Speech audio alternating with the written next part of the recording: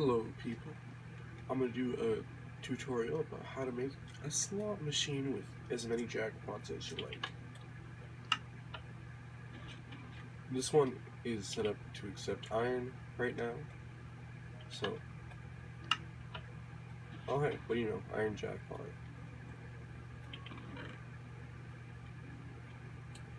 Which I'll stick that in there for now. But, for example, if I put a sea lantern in here, and then press button. Oh, a gold jackpot. Anyways, the point is, it hasn't used the lantern. It's not, actually, I need to take this out. There you go, see, nothing happens.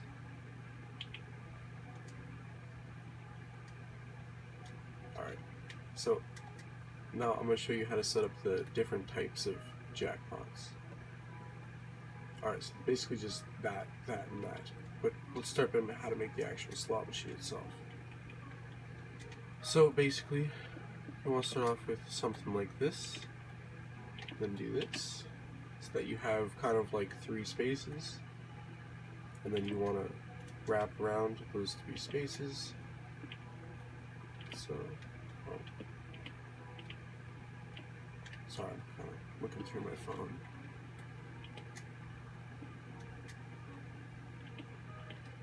There we go. So now, we need droppers facing down, like this. And now, you want to start placing your glass all across this. And then, yeah, this will be your front. Oh wait, let me check how to do it here. Yes, okay.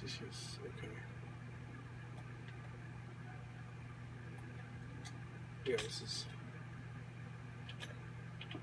fine.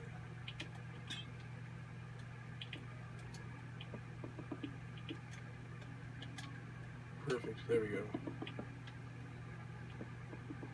I think that's right. I'm not sure.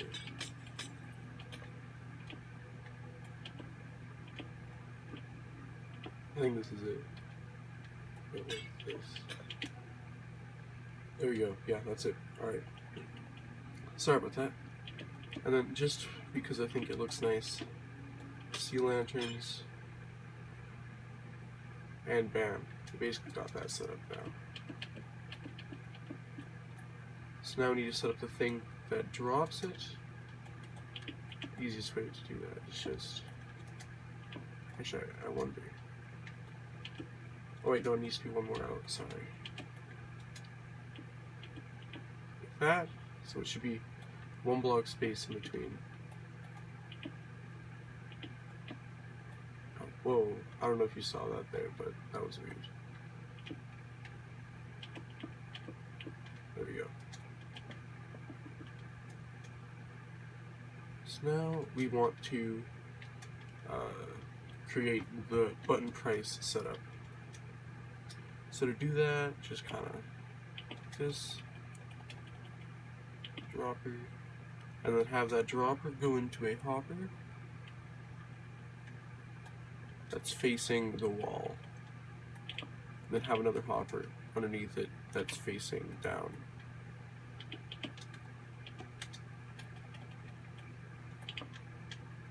Or to the right actually. Or left, doesn't matter. As long as it's facing this way. Alright, so now 1, 2, 3 from the bottom hopper. Place one there and then wrap it around and then break it, just like so. Repeater here, comparator here, and you might have just noticed you've made a two power auto sorter, if you know what I mean. Boom. So now you'd put 44 items in this, plus what you want to code for your price to be. Right, so bam, there you go.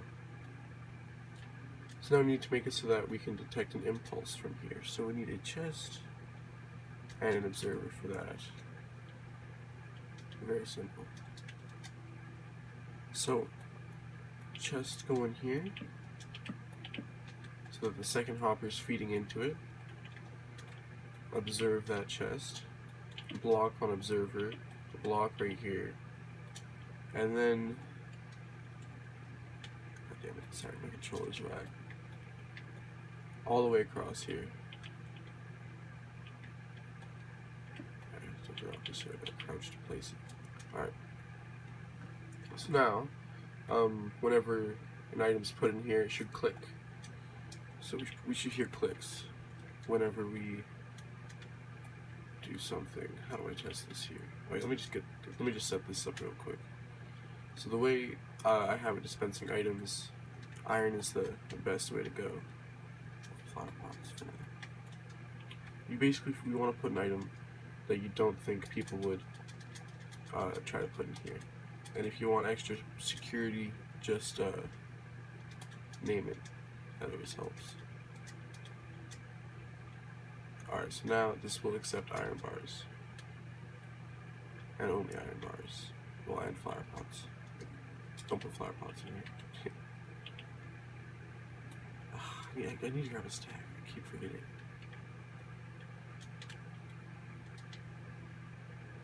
And that button. There you go. Iron in here. Button. Oh yeah, you need to do it twice because the first one has to fill up the hopper. Yeah. Alright. Beautiful, that's how you do that. So now we need to set it up so that this gets this. So, pretty simple. I'm just gonna use this. 3 repeaters, maxed out. Actually, I don't know if these are solid or not. Powering a block, and then what was it? Check this real quick. Oh yeah, it inverts a signal on the block, and then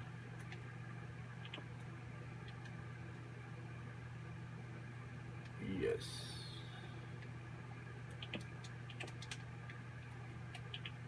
Hooray. So then, just connect it to all of these. Easy squeezy lemon peasy. This will give you just enough time to watch it. So, there you go, perfect. Now, you want to set up your hopper streams that will detect the 3 different jackpots. So essentially, here, I'll just build it while explaining it because I already kind of explained that in the demo video. So, we need to auto sort because something that you might not know is that auto sorters are capable of detecting certain item inputs. Because you can use them to sort, but you can also use them for inputs. Oh yes, you also want to define your floor so that you don't mess anything up. That's a good tip for any redstone build that's going to be like you want to stand on or be near. Define your floors and walls. Alright, so make this go down by 2.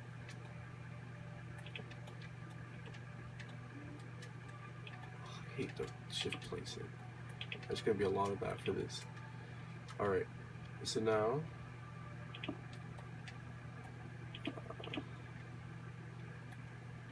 yes, we need a wall to place these hoppers on, just to make things easier.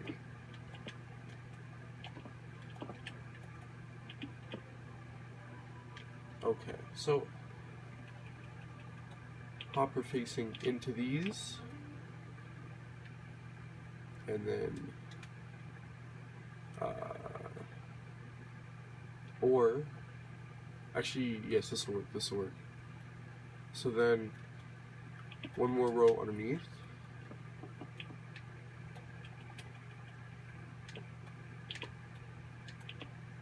and then this is what you want to set your auto sorter up next to. So another wall underneath,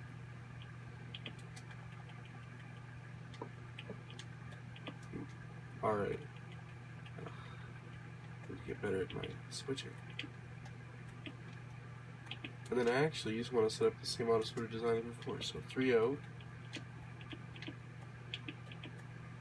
One at the end to wrap it. One at the end and wrap it. Oh, oops.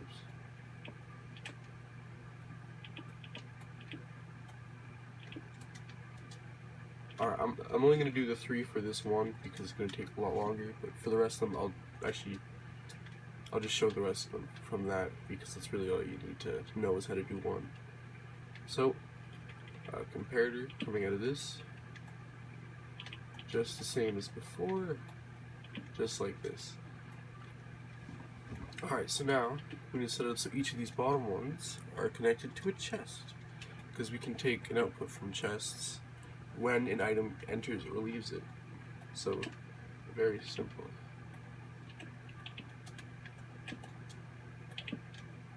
Make this straight just for fun. And then now we can use observers to observe these chests. There we go.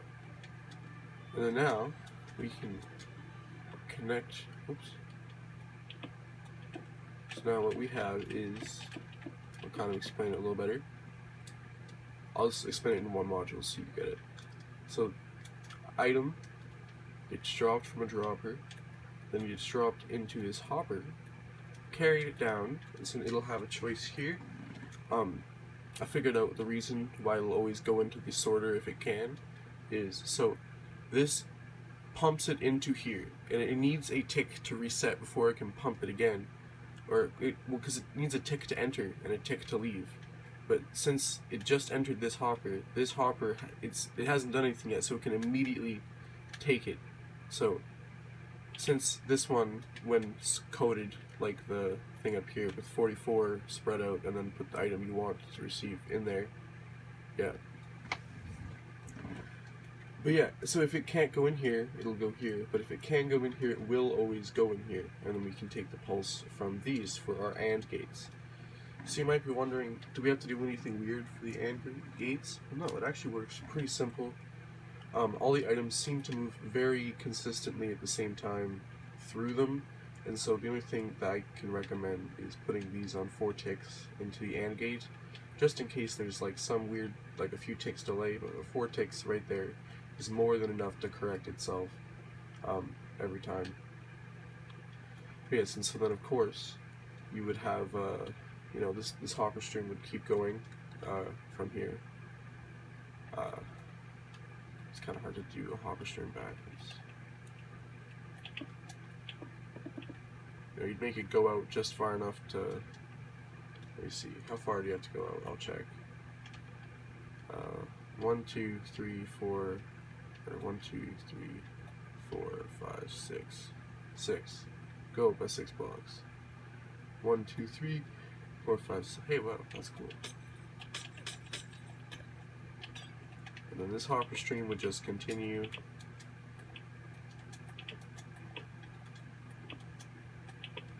And then you'd put another auto sorter right underneath it.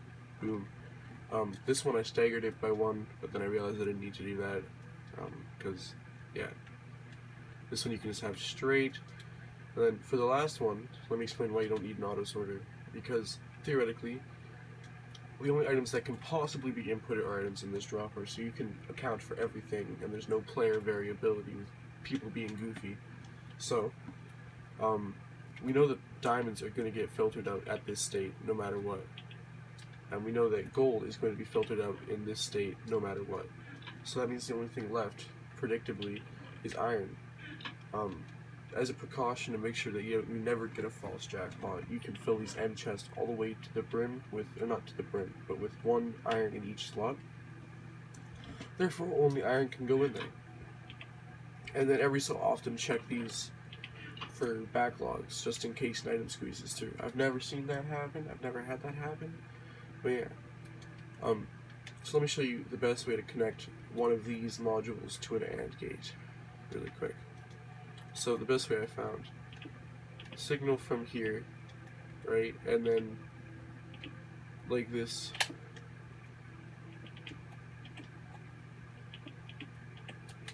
Right, and then you have basically like a T right here.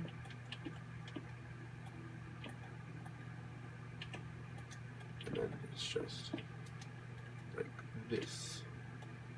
Oh, by one on the side so that it can go back in straight to the block. And then 1, 2, 3, dust.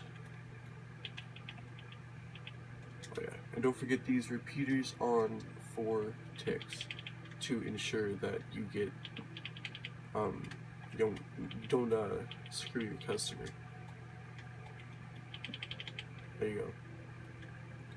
And then of course this is the output, which we can just, as you can see from over here, trail along into an since this is going to be a pulse, you can just make this pulse once, or you can make this pulse hold a clock, which can power multiples.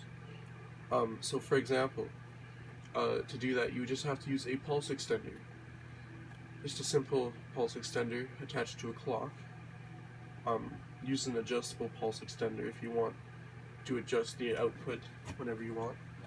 But yeah, essentially it's just this, but over and over again, and then connected to the output. But essentially that's how I was able to squeeze 3 jackpots in to 1 slot machine. I hope you enjoy this semi-tutorial. It's a little long, but I was kind of doing my best. Hope you like it. Peace.